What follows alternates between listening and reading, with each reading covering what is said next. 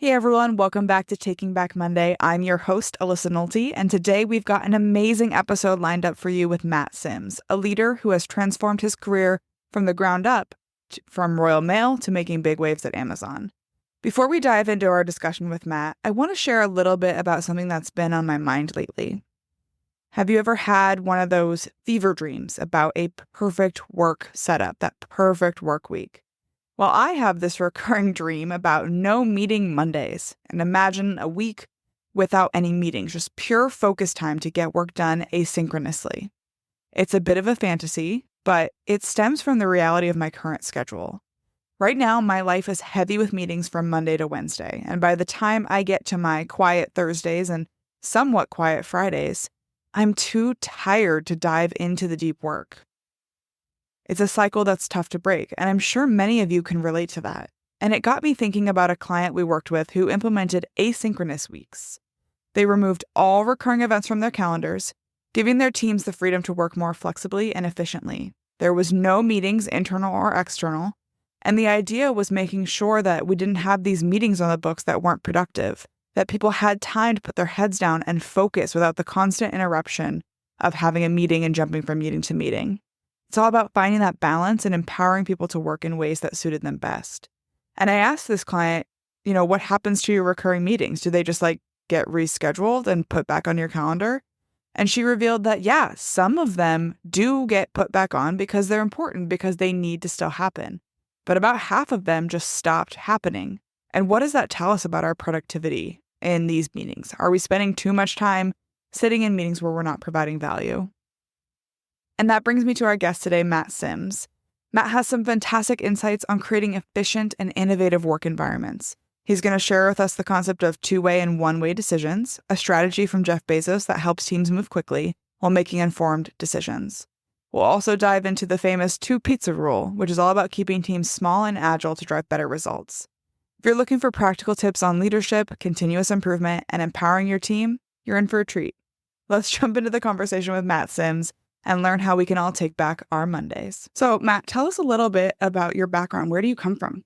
Where do I come from? So, in a nutshell, I started my career at Royal Mail, which is the UK postal carrier. I started on the front line and I learned the business. And then over a 14-year period, I moved up through the ranks into senior management.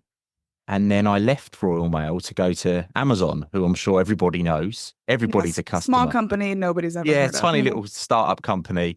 And I was there for 8 years. And I left there in January, just gone, January 24, to sort of come out on my own as a podcaster, a thought leader, and a continuous improvement specialist. I mean, Amazon was an amazing experience. I learned so much in that period of time that I was there.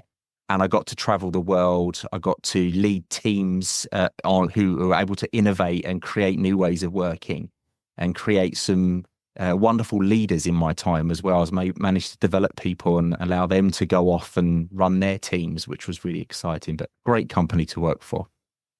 There's so many directions I could go with that, but I want to go back to Royal Mail. Talk to us about your ascent from the very front lines all the way up to being on the management team. Yeah, it was a bit of a strange ascent, really. It wasn't a planned ascent. It just happened.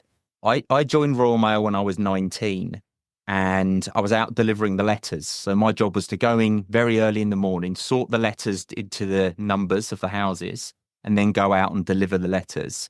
And at an early age then, without even knowing that I was doing it, I was identifying waste and I was trying to remove it. So I'd go deliver the letters to number 4 and I'd already be thinking about how can I get to number 6 without having to walk all the way down the pavement, walk across and then back up again. Or the sidewalk, as you probably refer to it too. How could I avoid that? I'd jump over the fence and find quick ways of doing it. And then I met my now wife and we laid down £1,000 deposit on a wedding venue that was going to cost us £18,000. And we was never going to be able to afford this venue. I was on like £300 a week as a postman. I was not earning a lot at all. And my wife said to me, we need to earn some more money. So I applied for a manager's position within the unit that I was working in. Never thought in a million years I'd get the role. because the person that was doing it had been doing it temporarily for about 3 years. So I Wow. thought they're definitely going to get it. And then I got it. And that was it. That's where it all began. And at that point, Royal Mail was just about to go onto the stock market. And one of the things they were looking to do to make the company more appealing was introduce continuous improvement. So they brought in this Japanese professor and they called it World Class Mail. Brilliant name. Absolutely brilliant. My role was the workplace organization pillar lead. And Mhm. I got to learn so much about investing in people, about removing waste from the operation, and about myself actually, and about the way that because as a student at school, I struggled academically. I left school when I was 16 with no qualifications. I struggled with absorbing information, and I thought that, that was me and I couldn't do it. But once I found that I was interested in continuous improvement, it's like the pull was there and I was pulling the learning. And this professor used to give me lots of his time and he used to feed me little nuggets of wisdom and teach us through his lecture notes. And I got really, really into it, and it took over my life, and my career since then has never stopped. Every time I've tried to step away from any kind of responsibility, it's come back again naturally through the continuous improvement sort of ways of working. It's been a real eye-opener for me. I was talking to someone recently and we were talking about there's really two types of people in the world. There's the simplifier and there's the complicator. I don't know what you would call that second one, Yeah. but it sounds to me like you really fit into that simplifier kind of Yeah. see a bunch of stuff and I know how to put it into its boxes and improve those boxes and that continuous improvement idea. Yes, good shout, actually. My mind just naturally goes into fix it mode. My son, he's 11 now, and he'll say to me, "Oh, I want to buy." He got really into the racing on the Xbox. He had a Hmm. steering wheel and the pedals, and he wanted the rig that it goes in to make it into like a car. So you're like sitting at a racing car. And I just saw this pile of wood, and I was like, "No, we don't need to buy it. We'll make one." So I got all the tools out, and we made one. But my mind does work like that. I do look for opportunity within anything that I do, really. It's kind of that entrepreneurial spirit that drives me through. Absolutely. So you did a lot, what you said, 14 years at Yeah. Royal Mail. So what other opportunities did you see for improvement, not only in your own work, but how did you transfer that continuous improvement mindset into other people? That was a challenge at Royal Mail. Royal Mail is a heavily unionized environment. Mm. And the way the business at the time was doing change, it was very management led. So it was very top down, push the changes upon the people. There was no pull for the learning. So trying to engage people was a real challenge. And what you found is that you would get one or two that would be engaged. And because they were the only ones that were engaged, you'd focus massively on just those people, which would then alienate the rest of the folk. So it was in pockets. Does that make sense? It was kind of Absolutely. sporadic. And I found that quite frustrating. And at that early age, I didn't know how to deal with the people that weren't engaged, the people that were negative about what we were doing. I didn't have the experience to be able to turn around and chat to those people and engage with them. And I think as I grew into myself, as I got older, and as I moved into those senior positions, I learned how to engage with people and take people with me. So I guess I wouldn't change my career trajectory that I've had, because if I hadn't had those difficult years at Royal Mail, I probably wouldn't have had the respect for people that I have now. I think it's something that I've learned. Yeah. I think you're touching on a really important point. I work with a lot of large organizations and we do a lot of change management work. It's like learning and development and training. So very Mm. similar backgrounds and experiences. And I see a lot of my clients who have the attitude of, I'm the leader, I'm the boss, so therefore they will do what I say. I mean, have you ever seen that work? Because I really No, haven't. that's not leadership. That's dictatorship and leading through fear because you are the boss. I was brought up to believe the boss tells you what to do and you do it. You don't argue. If you don't like it, you go get another job. And that was my mindset when I went into the workplace. So the day I became the manager, I expected everybody to start listening to me because I'd stand in front of them and I'd go, right now, you do this and you do that. And it was a real shock to me that that didn't happen. And even when I moved through the ranks and became a senior leader, I thought the day I turned into a senior leader, everybody will listen to me now because I'm a senior leader and they know I'm a senior leader. And I walked in and it was exactly the same as it was the day before.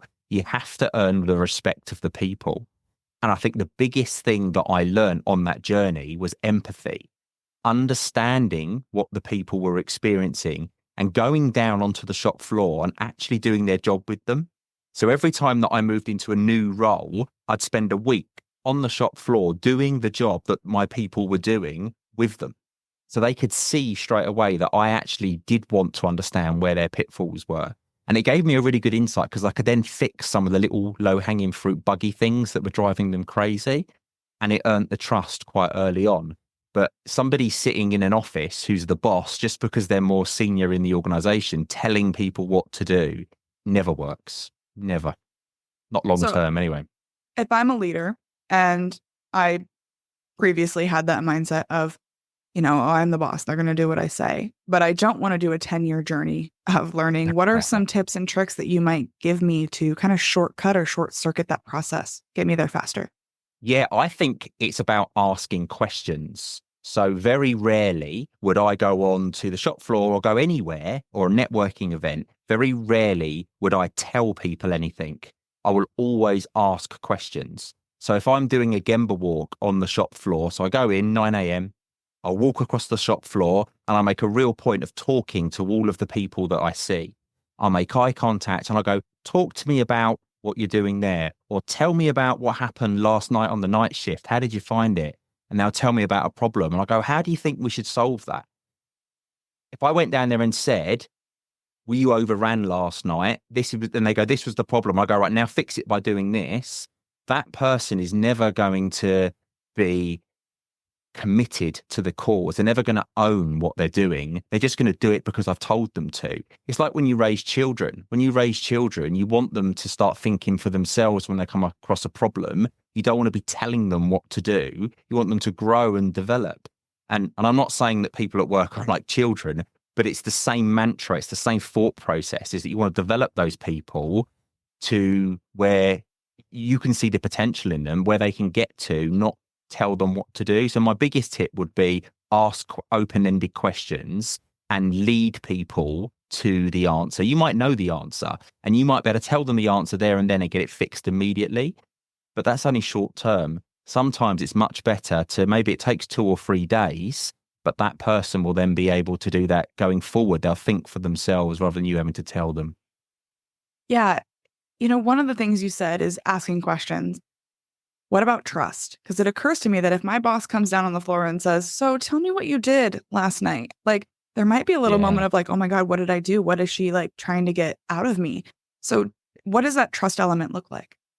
Yeah, that does happen. The first time you go down on the shop floor, if you've been working for a company for a period of time and you've never done that, all of a sudden you go down on the shop floor and you start asking questions, straight away people are going to be on the defensive. They're going to be like, whoa, what's going on?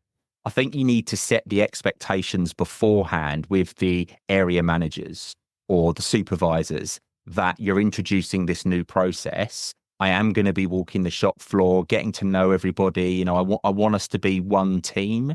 I don't want there to be hierarchical barriers. I don't want there to be people who don't feel like they can approach me. So I'd probably set the scene beforehand. But like any trust, you have to earn it over a period of time.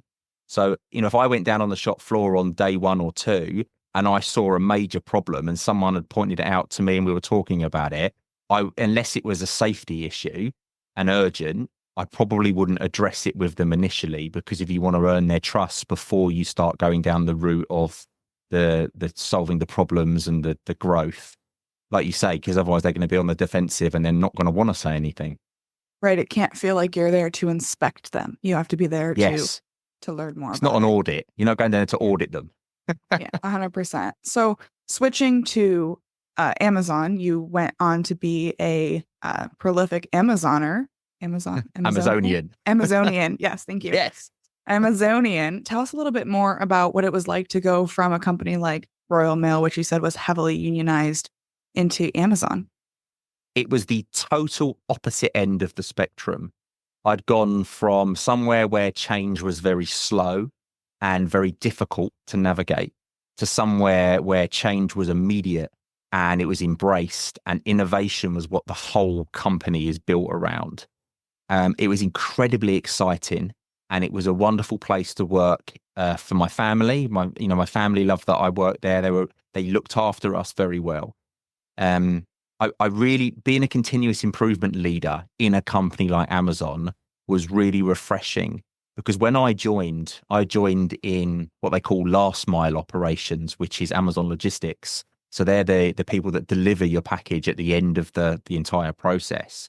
And in the UK at that point, in fact, in the world, I believe there was only like 3 sites, and they was all in the UK.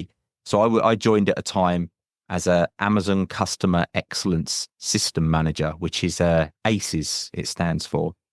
And my job was to design the way that we process these packages and then write all of the standard work, which was then used globally. I think there's over 800 sites now across the world.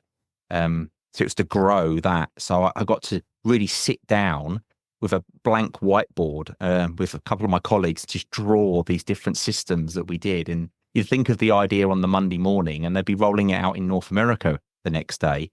It was amazing. It was just brilliant. That's so cool. I love the idea of kind of getting to be at the epicenter of that change and that movement of a very innovative company. I don't think anyone would say Amazon isn't highly innovative or agile. And thinking about, the challenges that come along with an agile organization, are there any things that someone who's joining that organization should be worried about? Like, hey, they change too fast, there's whiplash. Like, what is it like? Sometimes it can be, difficult to change really quickly. Yeah, precisely. I think my biggest learning in that environment was because we were moving so quick at times. You'd have your head down, your bum in the air, and you'd be cracking on. You'd forget about your stakeholders. And in any kind of large organization, there are lots of stakeholders involved. You've got your safety department, you've got your process engineering department, you've got your operations folk. There's all these different areas that are impacted. And it can be very, very easy to sit down with your A3 and work out what your root cause is, design the solution, go and get the solution and roll it out. And all of a sudden, you then talk to a site in Chicago and they go, oh, we don't do it that way. We do it a different way. So then your solution that you've gone out and bought doesn't work because they're a different type of site, but you didn't know that because you didn't engage with people beforehand. So I think very quickly I learned that you needed to plan the change and make, because Jeff Bezos talks about two-way door decisions. I don't know if have you heard of these two-way door decisions? No, tell us. So a two-way door decision means that you can very easily go back. So you go through the door, you make the change, but if it doesn't work, it's not too difficult to go back. Those sorts of decisions should be made by your sort of middle-level managers, your managers that are actually working in the thick of it. Your one-way door decisions are things that if you make this change, it's very, very difficult to revert back to where you were, if not impossible. Those sorts of decisions should be made by sort of the Jeff Bezoses and the really senior leaders of the organization. But they wouldn't be, the Jeff Bezos and his direct reports wouldn't be in the operation in London or in the operation in Kent of the UK. So the way they work is they write memos. So we used to write like 6-page white papers that would describe exactly what the problem is. It's like storytelling. You have a beginning and a middle and an end. Yeah. And that would go through numerous iterations as you shared it with your line manager, then your director, and then it go all the way through. And that's how you would drive large scale change. So it's a great mechanism. But those two-way and one-way door decisions really help you think about the change you're making. So, if you're going to implement a new way of doing the sort, there's a massive investment in mechanized equipment. That's a one-way door decision, really, because you can't really go back and change it easily. I love that too, because I think it also gives ownership to people who are in that middle operations Precisely. area. Like, I have an opportunity. This is a two-way door decision. I can feel freedom to make this change and push this change and own it and have personal investment in it, right? Yes. And have that safety. I love that. Another one of Jeff Bezos' really good terms that he used to use when we would be running like the Kaizen initiatives to make change. He used to say that it was the two pizza term. So basically, the team should be just the right size that you could feed them with 2 pizzas. if you couldn't feed them comfortably with two pizzas, the team's too big. So it used to really make you think about the people that you were getting involved from that early stage. Because when you're moving at pace, if you don't involve the right people at the beginning, you can get heavily invested in a long way down the line before you realize something won't work because it doesn't comply with some legal regulation because you didn't involve someone from legal. So you used to get your sort of core 6, 7, 8 people, someone from each department that used to have engaged in the change that you were making. And on the other side too, I'm in a team right now. I think it has 30 people working on this thing, and it's really, really difficult to get anything done because there's way too many cooks in the kitchen. Could you feed 30 people with 2 pizzas? I mean, no. If we all took a bite of a slice each, but so that kind of size team will slow down change. It will slow down any kind of advancement of a project because there's too many. You ever heard the saying? There's too many cooks, not enough chefs. Too many chefs, not enough cooks. Oh yeah, that makes total sense. And that's what happens. You get too many people in a room, things don't move forward. Right, totally. And then it's kind of like nobody feels ownership of it because, well, someone else. If I drop the ball, someone else will be there to pick it up.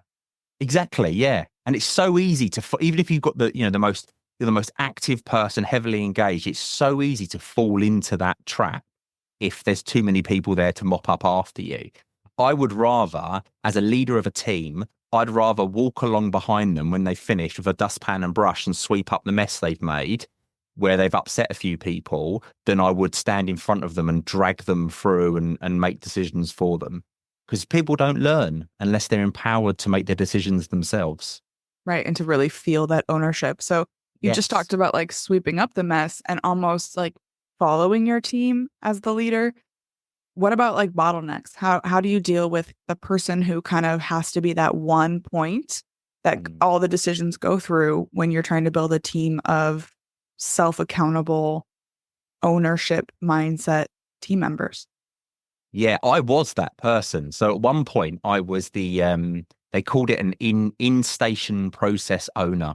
And basically what that meant is every process that happened within a delivery station was my responsibility. I owned it. That was globally. So if someone in, the deep south of North America wanted to make a change to a process, it had to come to me to sign off. If someone in Tokyo in Japan wanted to make a change to the process, it had to come through me to sign off. I was that person.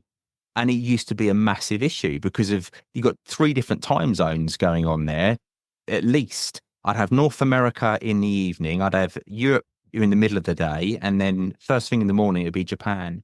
And I'd be trying to review these changes that people were proposing. And half the time, these were being put forward by junior level leaders or even by associates themselves. And I wouldn't get back to them for 2 or 3 weeks. What kind of message does that send to somebody that's put effort into trying to make a change? So I think empowering people around you, although it's hard sometimes, I am a perfectionist and I have a very high bar, but I think investing in people and saying to them, do you know what? I am going to trust you. It might take you some time to learn. These are the standards I expect, but empowering them to support is a massive, massive way of not only solving the bottleneck, but sort of creating some kind of long-term objective for the organization. Because if you invest in one person, only one person is that bottleneck. What if they leave or they go sick or they go to Google next week? All of a sudden, all that knowledge is gone. You're starting from zero. Yeah, you can't have that. Knowledge loss is a huge, not only like the process and the feeling that people have, but just losing that knowledge and risking losing that knowledge. For sure. I'm going to pop the light on a little. Dark. Yeah, no worries. I am talking to you, and we're just talking about time zones. It's midday where we're recording here, and I think it's evening for you. The joy it is, yeah. It's dark now. Yeah.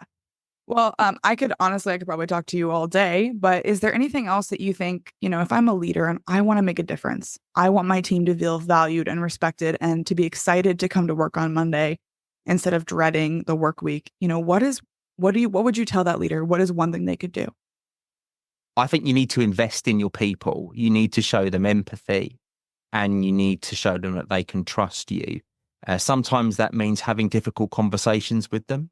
And they might not like the conversation you have, but they will respect you for it afterwards. I think showing empathy for what they do and how they do it is huge. And never forget that those people are people. They have home lives. They might have children. They might have partners that are sick. The car might have broken down on the way in that day. All these people have got things going on in their lives that are far more important than the work perhaps that you're asking them to do. And I've been in the situation during my career where I've been asked to do things at 5 o'clock on a Friday night. And then I've been told, but don't work the weekend, but I need it Monday morning, first thing.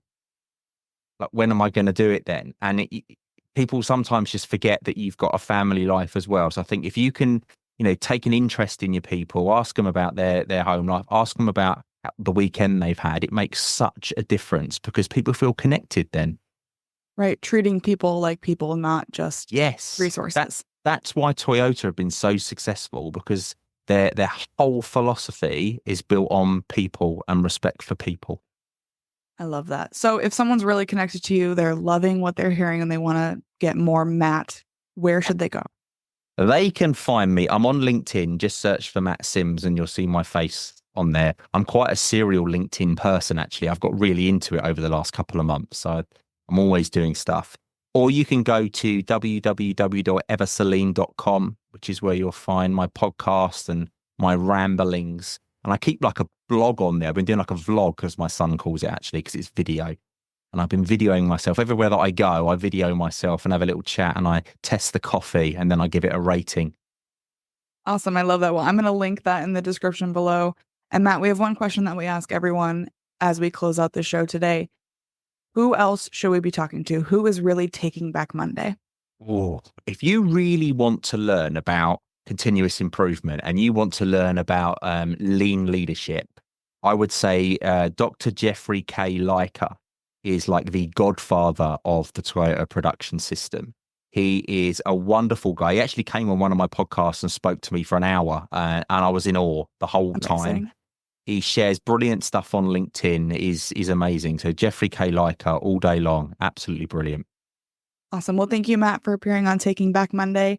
It was so great to talk to you, and have a great rest of your night. Thank you very much.